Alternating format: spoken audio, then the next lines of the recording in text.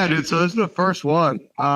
Basically, I started full time here with the Tigers in August.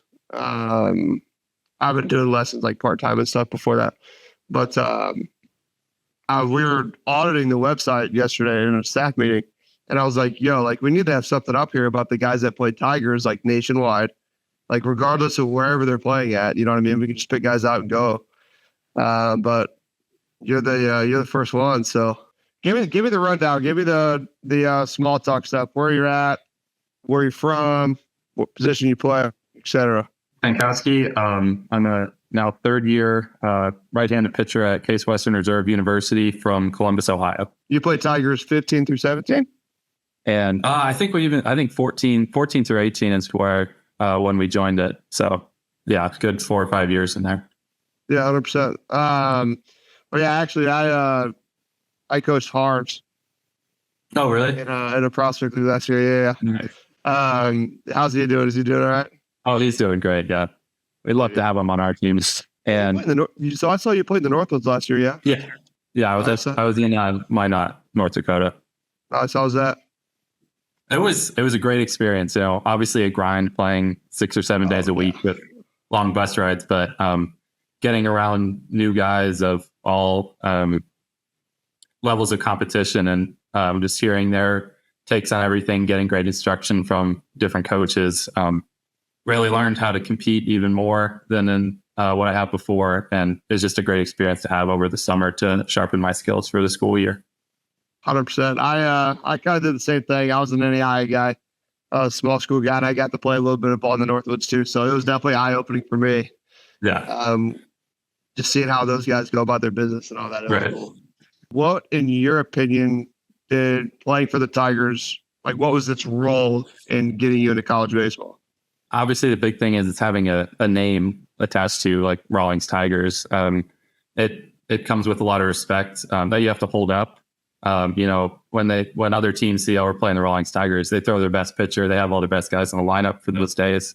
So it teaches you how to compete and keep up your skills to play against the best competition, which you can take into recruiting camps and then hopefully get onto a campus and take off from there. And 100%. When you stepped on campus, so your freshman fall, when you got to Case Western from the jump, what was your biggest like, whoa, I'm in college baseball now? Like, what was that first moment like for you? Yeah, I think, you know, I'm stepping on the mound for our fall practices and realizing that everybody in the lineup 1 through 9 was their high school's best player. There's no easy outs anymore. You have to compete every time. And I think the biggest mentality switch I had to make was just telling myself, I'm going to get this hitter out. Like, I'm better than this hitter. And you just got to believe that because at the end of the day, you just have to be better than them and good things will happen after that. 100%. I mean, I think everybody, and I think a lot of, at least in my experience with coaching the St. Louis Tiger high school guys, is them not like, I think it just has to punch you in the face, honestly, your freshman fall. But they're like, yeah, like the coach told me that like I'm for sure going to be the shortstop or I'm for sure going to be the number 1 guy. I'm like, that's probably not going to happen. Like, I don't want to burst their bubble because they could do it. You know what I'm saying? But, right. 100%. Did you guys have like a first team meeting of any sort, like your freshman fall? Because really the questions I'm getting at is because like the high school Tiger kids around here, like they want to know, like, and you know, they're probably nervous and you were probably nervous. I know I was nervous. But what was that? What was the first like week like when you got on campus? Yeah. So for the fall, even like, so the way we do it at Case Western, just for all students, is there's a whole week of orientation before all the returning students come in. And for the baseball team, we would have freshman meeting at the start of that orientation week, just with the coaches and all the new freshmen coming in. And if there were some older guys around, they would come in and just sit on the meeting. But the biggest thing our coach, Matt Englander, would stress about that is that you got to keep your priorities straight. You got to go school up at 1 and baseball at 2 and everything else below it. And if you can keep those in that order, everything will work out from there. But if like, you know, if your girlfriend hops up above baseball or some other extracurricular hops up, then things aren't going to go well for you. So that was just a good experience to keep in mind heading into the fall season. And then obviously we had a full team meeting before the fall started, and we set out team expectations and team roles. And so, yeah, it was a shock to see all these big dudes walking in going, I can play on the same team as them. That's interesting. Yeah, but that's a crazy thought. Yeah. But our team culture here really helps all the new guys come in and tries to take at least some of the stress away of walking into a new campus. That's good. Sounds like you guys got good culture. Oh, yeah. For the most part, it's good. Like, I think a lot of schools screw up, like trying to like intimidate the new guys, like the young guys crazy and all that. But so what's your living situation like? Obviously, it looks like you're in an apartment of some sort. Yeah. So I've got a single apartment this year. Last year I was in a suite with some other baseball guys, and freshman year was a double and just a normal dorm. But our coach does a good job of pairing us up with baseball roommates. So yeah, that's huge. Baseball only roommates is huge. What was the dorm life like? Like, I know a lot of kids, obviously, they live at home when they're playing here for high school. Right. Yeah. What's that like? Yeah, it was. I mean, it's an adjustment going to college, but having a roommate on the same schedule as you was huge. When you're waking up for the morning lifts in the morning, you don't have to be thinking about if you're disrupting somebody or not. But it was great living in a dorm with other baseball guys and just other people going to your school. You get to make new friends, hear new experiences. For me, one thing that was super fun in the freshman fall was we entered into that intramural flag football league, and it was pretty much all guys from our own dorm. So it's just a great experience outside of schoolwork and just hanging out in the common area to get to know people better. Obviously, you're a smaller school, right? I mean, is there a bigger sense of community? Like, do you guys go to the volleyball games and the basketball games or whatever? Like, is that kind of part of your... Yeah. I mean, I feel like I got to know most of the athletes that are on campus here. Oh, probably more than half of the just other students that are here too. But yeah, we do try to build, we call it crew spirit here as like an acronym for Case Western is crew. So we have theme nights and things like that. And then, and like a football game at halftime, they'll bring out all the teams from the previous year that made the NCAA tournament or had a good season, won the conference to recognize them. And then in basketball season, they'll bring out all the spring sports to preview their season coming up and do the same for like winter and fall sports in the spring season. So we try to connect through all of those different teams and just build an atmosphere of connection between all the student athletes that are here. Yeah, that's huge. I mean, I think from a school spirit perspective, I think that really plays. Like, I played at Missouri Baptist here in St. Louis, and we really didn't do a lot of that. Like, the baseball team didn't really like go to the basketball games. Yeah. I mean, if there was a huge game, we did, but I think a school being able to do that's cool, honestly. Mm-hmm. So running it back to your freshman fall, what did your coaches expect out of you? Obviously, you're a pitcher from the jump. Mm-hmm. Well, first of all, they expected me to work hard. And that's one thing that they pound in their recruiting is, are we going to get a guy that we don't have to say, hey, you gotta go work out, or why are you not throwing outside of practice? So that's just kind of a given when we walked on campus here. But then for me specifically is just, sharpening the skills, getting in the strike zone more, not being timid with, the bigger hitters in the lineup. And just creating a plan, having a mindset of how you're going to get everybody out when you step on the mound. Yeah, 100%. I mean, I think for the high school guys, I mean, you said something good is you gotta be doing some sort of work outside of team practice. Like, you can't just show up to team practice and check the box and that's it. Because obviously you're in the NCAA and you got practice regulations and all that. But even, I mean, I was an NAI guy. We didn't have any of that, but like, you still got to work outside of practice if you want to be a player. Like, always, that's a non-negotiable.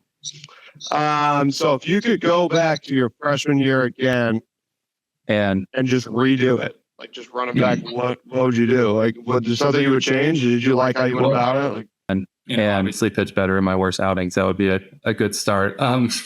But that's a tough question for me. And I don't know that there was any like preparation I would do differently. But I think just I've learned so much since then. If I could take myself back and have the same knowledge of pitching skills and working as a team, and just take the confidence that I've built now back to freshman year, I think that could have helped me a lot.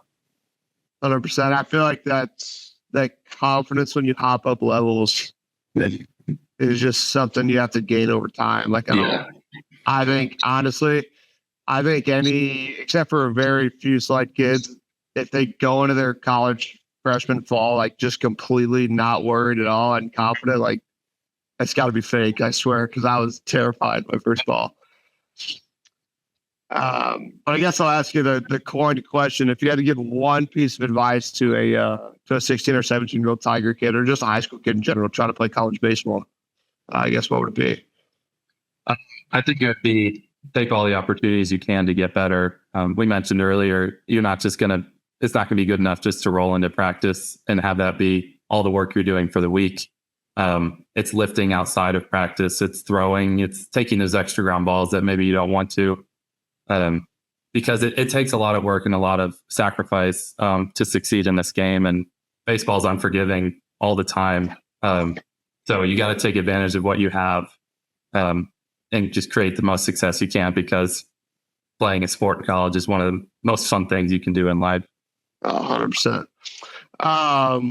Walk me through your daily schedule. Like what's today like for you? So this week we started our off-season lifting program. So I got up at about 6 a.m. went to go lift at 6:30. And then I'm also work as a tour guide on campus here. So I had a tour guide shift after I lifted. Then I had a class, and now doing this interview, got a class this afternoon. And then I have a lab period at 6 p.m. For a different class. So busy from right when I wake up till late in the day on a day like today. I was checking you out on the Case Western Reserve website, Biomedical. Yeah, Biomedical Engineering. Yeah. Nice. So I'm guessing that probably played a large role in like the schools that you were going to pick from. Talk to me about your recruiting process, like who all reached out to you, what ended up making you choose Case, et cetera. Yeah. So for my recruiting process, I went to various different school camps, as well as a Head First camp in New York for high academic players. But yeah, one of my higher goals was to get a degree in biomedical engineering. So that did limit some of the options I was looking at. It really came down to two schools, Case Western and Johns Hopkins were my two choices. Being from Columbus, Ohio, and Case Western being in Cleveland, it just made more sense to stay a little bit closer to home for me. And there's just tons of options of things to do on and off campus here and at Case Western. So it seemed like a natural fit for me to be able to go here. And I should add, my older brother, Keaton, who helped coach in the Tigers program, also went to Case Western and pitched on the team here. So that's awesome. I knew a lot of what I was doing coming in a little bit. So. Yeah, 100%. That definitely helps. I think you touched on a point about being a little bit closer to home. I think that's maybe a little bit of a misconception that high school players have. Not all of them, obviously, like the big school kids, maybe not so much, but especially if you're not going to a Power 5, it seems like you're just way easier to get onto a school that's relatively close to your house. It doesn't have to be down the street, right? But the coaches can just come see you easier. You know what I mean? You don't have to fly across the country to go to camp, right, et cetera. So yeah, I see a lot more kids. It seems like some high school kids have the perception of, and I'm going to go play it and halfway across the country. And like, I mean, you can go play halfway across the country probably, but I think way more kids staying relatively local is probably where it's at. And I know my parents love to be able to drive up for the games on the weekends. Yeah, 100%. Live stream. Yeah, it's huge. 100%. Well, yeah, I mean, I pretty much, obviously last year I had a pretty good season on a bump. You got like 50 plus innings, then you went pitch in the woods. Were you in the woods for first half? Yeah, just the first half. I got you. Okay. Was Tanner Mueller on that team? Yeah, he was. Yeah, I coached him in the hoops too, him and Harbs. Nice. That's crazy. Harbs played in and for Green Bay. And Green Bay. Yeah. Yeah, that's right. Is that place? Did you guys play against them? No, we never made it because they're all the way east, and we were pretty much as far west as you can go. So true. Yeah, there's like 20 plus teams in the Woods. I think maybe it's even 30 now. I don't know. It's crazy big now. That's wild. That was my first like introduction as a player to like the national stage. Was in the Woods, and I'm like looking around, and it was like my first game was like a Sunday afternoon game. There's a bunch of people there. I was like, what? Like, yeah, so it's definitely eye opening for a small school. Oh yeah, sure, like you and I. But yeah, I mean, really, that's all I had for you, man. I just wanted to, I wanted to capture like what your journey was like. You know how you're doing now at your school.